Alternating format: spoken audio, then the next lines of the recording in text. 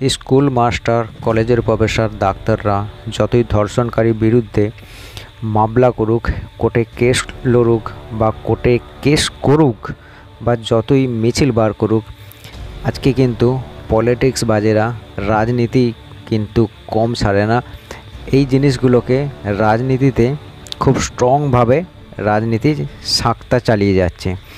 আজকে যদি রাজনীতি না করে এই পলিটিক্স, এই রেপারদেরকে নিয়ে, তাহলে কিন্তু রাজনীতি পরের ইলেকশনে রাজনীতি তারা টিকতে পারবে না।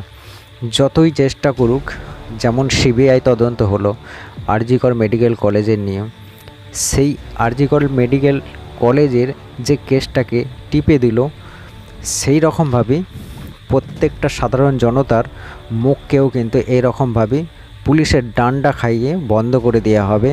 তাই কিন্তু এই রাজ্যের এই রকমই পলিটিক্স চলছে। আজকে যতই আমরা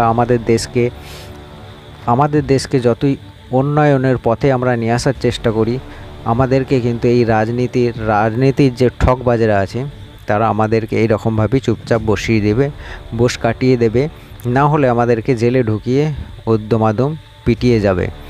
তাই আজকের এই কিছুদিন আগে, আজকেরই একটা কথা বলছি, কুণাল ঘোষ একটা মিছিলে বলে গেল যে যারা এরকম ধর্ষণকারীরা ধর্ষণ করছে তাদের সাজা কঠোর থেকে কঠোরতম সাজা যেন হয়। তারপরে কিছুদিন বাদ একটা লোকসভার মিছিলে এরকম বলে গেল কুণাল ঘোষ যে আরজি কর মেডিকেল কেসের ব্যাপারটা সব কিছুই সামনে পড়ে আছে, সুপ্রিম কোর্ট যেটা করবে সেটাই কিন্তু এই দেশের প্রশাসন মেনে নেবে। সেইখানে যদি সুপ্রিম কোর্ট যদি না করে, সেইখানে প্রশাসন কি করবে?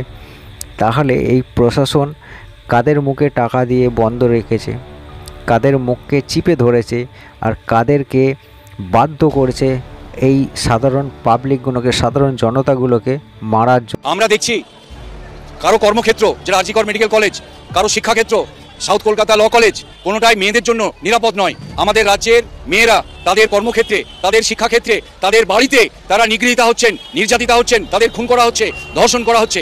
তাই আমরা মনে করছি এই রাজ্যের যারা ধর্ষক খুনি, তারা মনে হয় এই রাজ্যটাকে তাদের নিরাপদ জায়গা মনে করছে। আমরা তার প্রতিবাদের রাস্তায় আছি। আমরা কসবা থানার সামনে এটা বলতে এসেছি যে যারা এই অপরাধের সাথে যুক্ত, তাদের সর্বোচ্চ শাস্তির ব্যবস্থা এই কসবা থানাকে তদন্ত করে দিতে হবে। কারণ তদন্ত প্রক্রিয়ার মধ্যে দিয়েই শাস্তির ব্যবস্থা হবে। তদন্তের গাফিলতির মধ্যে দিয়ে অনেক দোষী ছাড়া পেয়ে যায়, যেমন আমরা আরজি কর মেডিকেল কলেজে দেখছি।